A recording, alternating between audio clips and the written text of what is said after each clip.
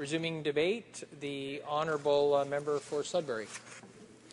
Thank you, Mr. Speaker. First off, I'd like to acknowledge the apology from the member from Mississauga Streetville. Very classy thing to do, sir. So thank you for that, Mr. Speaker. Starting off, I'd like to speak to C-45. And of course, I'm honoured to be able to stand in the House and talk about C-45. But one of the sad things about speaking to this, Mr. Speaker, is I'm going to be one of the only small few of MPs that will get to do this because, once again, the Conservatives have brought forward time allocation on this bill. I believe it's a record. I believe we're at 31. Unfortunately, 31 times when you take away democracy isn't something to be proud of. So, Mr. Speaker, I stand today speaking, of course, against C-45. But again, it's with some much dismay that we don't see it enough people being able to debate in this House with time allocation. So ironically, C-45 is entitled the Jobs and Growth Act, and it entirely lacks significant measures, Mr. Speaker, to create jobs and stimulate growth in the long term for Canadians. Tax credits to small businesses are short-term and very small in size. Support to business research and development has been cut. And where is the Canada-wide strategy, Mr. Speaker, to create good jobs while 1.4 million Canadians are still unemployed?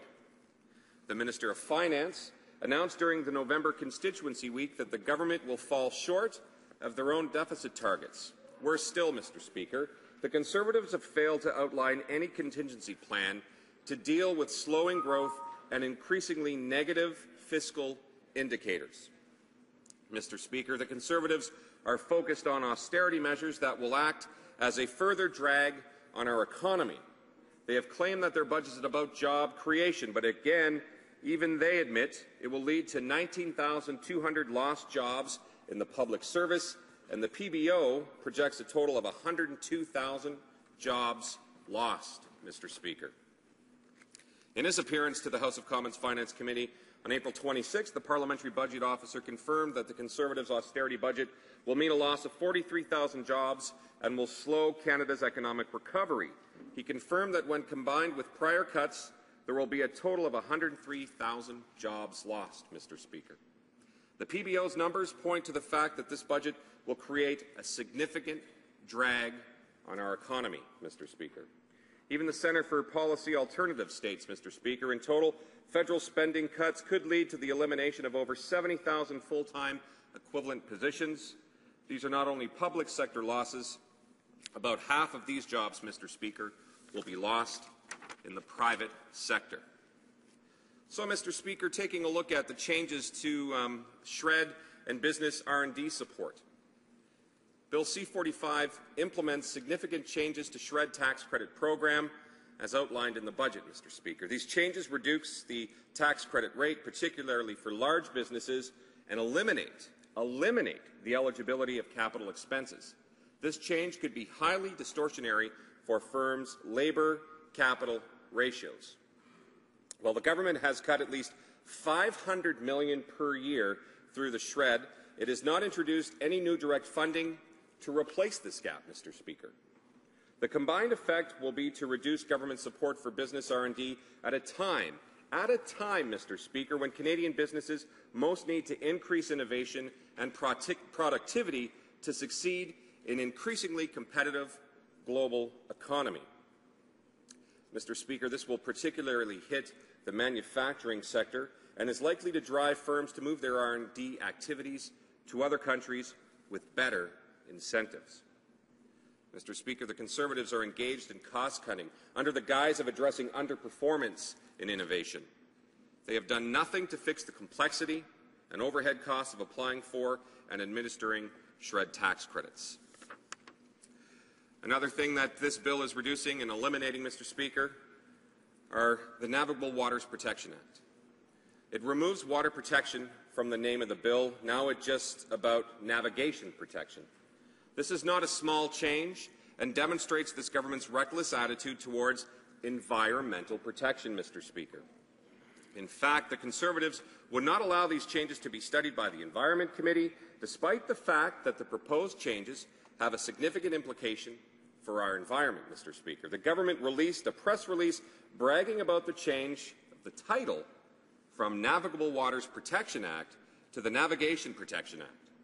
This type of measure shows just how out of touch Conservatives are with Canadians' desire to protect the environment and build a sustainable economy, Mr. Speaker.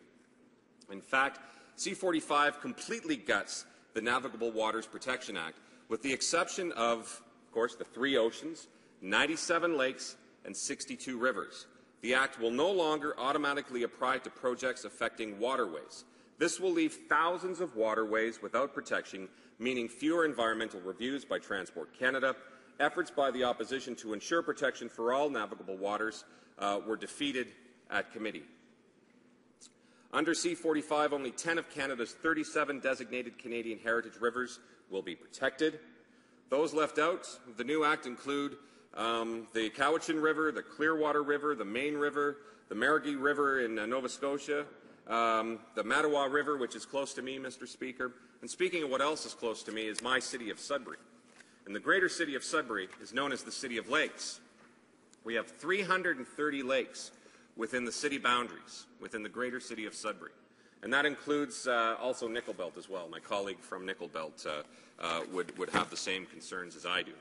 When you're eliminating all of the lakes and rivers that are within a riding of having the same protections, it makes you scratch your head as to why are we doing this, Mr. Speaker. Protecting our lakes and rivers are paramount. Sudbury, for example, as I mentioned, the great city of Sudbury, has Lake Ramsay within its city boundaries.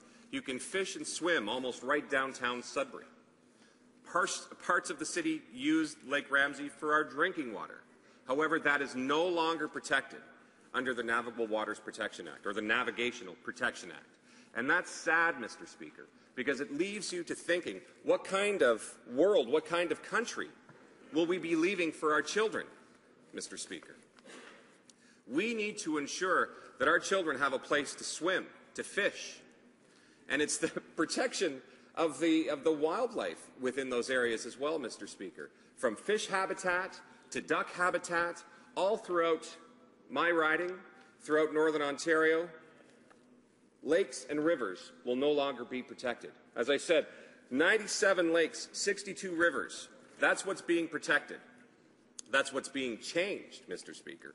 And looking at that, we need to ensure that we protect more lakes and more rivers right across our country, because we need to ensure that we're leaving our lakes and rivers and our air for our kids in the future. You know, Mr. Speaker, we as the New Democratic team, we oppose Budget 2012 and its implementation in bills unless it is amended to focus on, Mr. Speaker, the priorities of Canadians, creating good, quality jobs, protecting our environment, strengthening our healthcare system, protecting retirement security for all, Mr. Speaker, and ensuring open and transparent government.